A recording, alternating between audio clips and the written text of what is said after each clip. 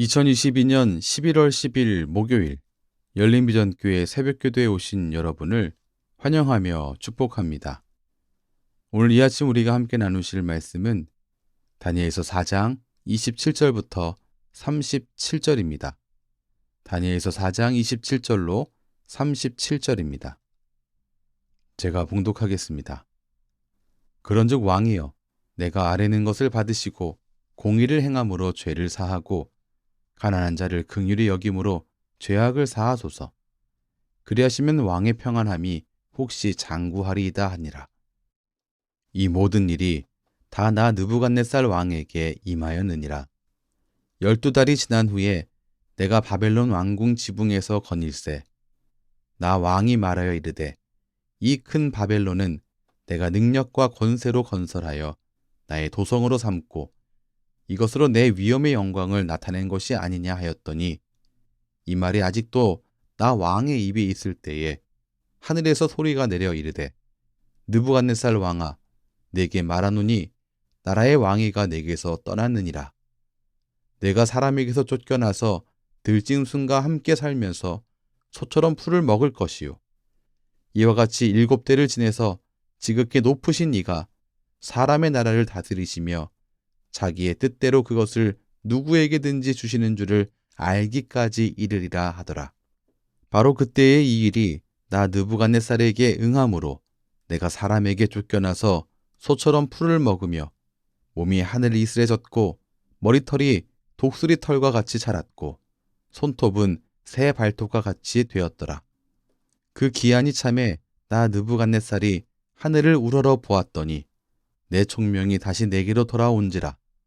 이에 내가 지극히 높으신 이에게 감사하며 영생하시는 이를 찬양하고 경배하였나니, 그 권세는 영원한 권세요, 그 나라는 대대에 이르리로다. 땅의 모든 사람들을 없는 것 같이 여기시며 하늘의 군대에게든지 땅의 사람에게든지 그는 자기 뜻대로 행하시나니, 그의 손을 금하든지 혹시 이르기를 내가 무엇을 하느냐고 할 자가 아무도 없도다. 그때에 내 총명이 내게로 돌아왔고 또 내 나라의 영광에 대하여도 내 위엄과 광명이 내게로 돌아왔고 또 나의 모사들과 관원들이 내게 찾아오니, 내가 내 나라에서 다시 세움을 받고도 지극히 위세가 내게 더하였느니라. 그러므로 지금 나 느부갓네살은 하늘의 왕을 찬양하며 칭송하며 경배하노니, 그의 일이 다 진실하고 그의 행하심이 의로우심으로 교만하게 행하는 자를 그가 능히 낮추심이라. 아멘. 느부갓네살 왕이 꾼 꿈은 두 부분으로 구성되어 있습니다. 다니엘은 그래서 이 꿈을 해석할 때 두 부분으로 나누어서 해석했습니다. 먼저 20절에서 22절을 보면 여기는 왕이 본 나무에 대한 부분에 대하여 기록하고 있습니다. 그 나무는 어떤 나무인가? 이 나무는 하늘에 닿기까지 크게 자라서 세상 어디에서도 보이는 듯한 그런 나무인데 바로 왕을 가리킵니다.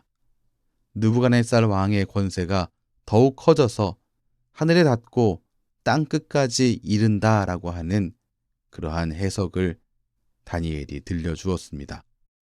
그러나 느부갓네살 왕의 꿈 두 번째 부분은 왕이 본 나무에 일어난 일에 대한 부분인데, 바로 왕이 사람들에게서 쫓겨나서 들짐승과 함께 살며 소처럼 풀을 먹고 하늘에서 내리는 이슬에 젖어 7대를 지내야 한다는 그러한 내용이었습니다. 왜 하나님께서 느부갓네살 왕에게 이러한 일을 하시는가? 하나님의 계획은 느부갓네살의 권력을 박탈하는 게 아니었습니다.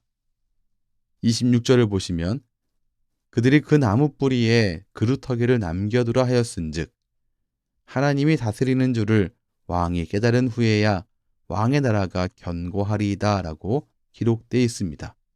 완전하게 느부갓네살을 쫓아내는 것이 아니라 그 나무 뿌리에 그루터기를 남겨두라라고 말씀하고 있고요. 그리고 왕이 하나님이 다스리는 줄을 깨달은 후에는 다시 왕의 나라가 견고하게 된다라고 말하고 있는 바 다시 복귀한다는 의미였습니다. 이것은 하나님께서 계획하신 교육 목적의 징벌이었습니다. 성도가 살아가면서 만나는 여러 어려운 일들이 있는데요. 이것은 우리를 망하게 하기 위한 하나님의 계획이 아닙니다. 느부갓네살 왕을 망하게 하기 위해서 그 권력을 박탈하기 위해서 하나님께서 징벌하신 게 아니라 그에게 하나님이 어떤 분인지 알게 하기 위해서 징벌을 내리신 것처럼 성도가 만나는 어려운 일들은 우리를 참으로 성도답게 다듬기 위한 훈련의 목적, 교육 목적이라고 하는 것을 우리가 꼭 기억해야겠습니다. 오늘 말씀에서 우리는 하나님이 어떤 분이신가에 대해 참 많이 생각할 수 있습니다. 먼저 우리 하나님은 기회를 주시는 분이다라고 하는 것을 꼭 기억해야겠습니다. 하나님께서는 느부갓네살 왕에게 꿈을 통해서 그리고 다니엘의 해석을 통해서 기회를 주셨습니다. 특별히 그냥 기회만 주신 것이 아니고 어떻게 살아야 하는지에 대한 것도 다니엘을 통해서 방법을 제시하셨습니다. 27절 말씀 보시면 다니엘이 왕에게 이렇게 말합니다. 그런즉 왕이여 내가 아뢰는 것을 받으시고 공의를 행함으로 죄를 사하고 가난한 자를 긍휼히 여김으로 죄악을 사하소서. 그리하시면 왕의 평안함이 혹시 장구하리이다 하니라. 이 말씀에서 다니엘은 왕에게 죄악을 사하라라고 말하면서 공의와 긍휼을 베풀라고 말하고 있습니다. 하나님이 다스리는 줄을 깨닫는 것, 이건 교만을 떠나는 것인데 구체적으로 이 교만을 떠난 것이 어떠한 행위로 나타나는가? 다니엘은 공의를 행하라, 그리고 긍휼히 행하라, 그리하여 죄악을 사하라라고 왕에게 말하고 있습니다. 하나님께서 다니엘을 통해서 기회를 주신 것입니다. 이 기회는 또한 12달이라고 하는 시간을 통해서 드러납니다. 29절을 보면 하나님은 12달, 꼬박 1년 동안 그의 꿈과 그의 꿈에 대한 다니엘의 해석에 따라 행동할 기회를 주셨습니다. 또한 우리 하나님은 어떠한 분이신가? 우리 하나님은 심판하시는 하나님이십니다. 30절을 보면 느부갓네살 왕의 입술에 고백이 기록되어 있는데요. 그가 바벨론을 바라보면서 이렇게 이야기했습니다. 이 큰 바벨론은 내가 능력과 권세로 건설하여 나의 도성으로 삼고 이것으로 내 위엄의 영광을 나타낸 것이 아니냐. 1년 전 다니엘은 왕에게 공의와 긍휼을 따라 행하라고 조언했었습니다. 하지만 그에게 임한 심판을 바라볼 때 그는 공의와 긍휼에 따라 살지 않았다라고 하는 것을 알 수 있습니다. 왕은 단순히 개인적인 교만과 오만한 죄뿐만이 아니라 사회적인 영역에서 실제적이며 실천적인 불의와 억압의 죄를 범하고 있었습니다. 그리고 교만하게 말하고 있는 것이죠. 이거 다 내가 한 것이다 라고 말입니다. 그는 여전히 교만했고 그것을 입으로 고백한 사람이었습니다. 왕의 오만에 대한 하나님의 징벌은 아주 신속하게 집행되었습니다. 하나님이 이 사람을 겸손하게 만들고 그에게 제정신이 들게 하려고 마지막 행동을 취하셨는데요. 그것은 말씀하셨던 대로 그에게 임한 것입니다. 33절을 보시죠.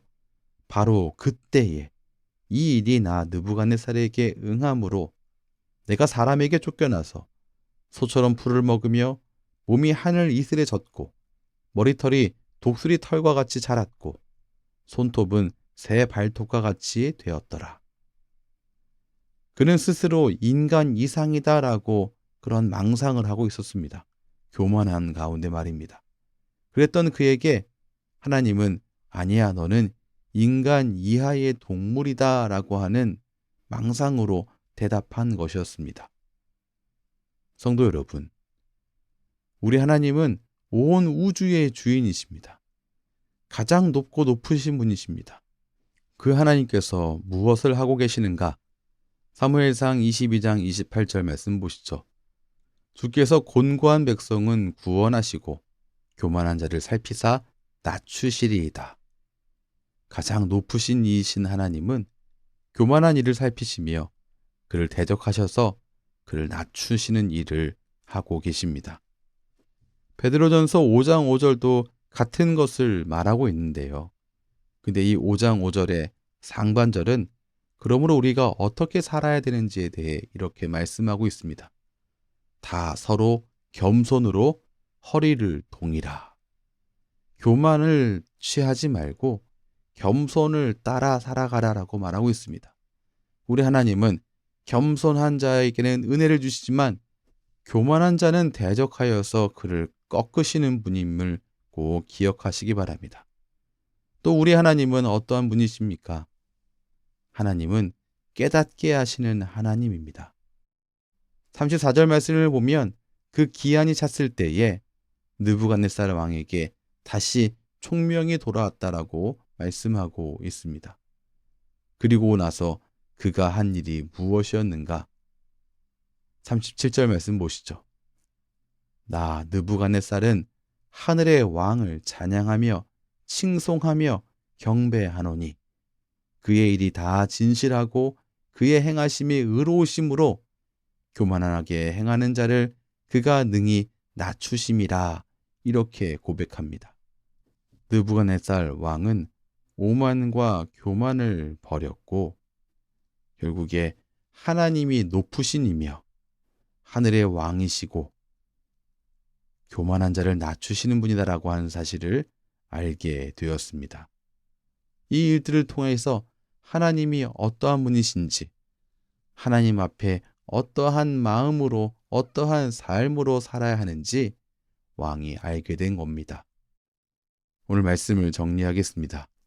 오늘 이 사건을 통하여서 우린 무엇을 알아야 할까요?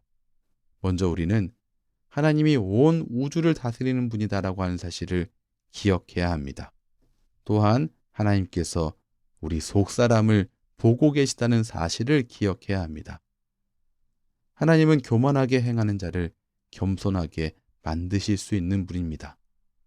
느부갓네살 왕에게 하신 것처럼 하나님은 지금도 우리에게 있는 교만의 문제를 건드리고 계십니다.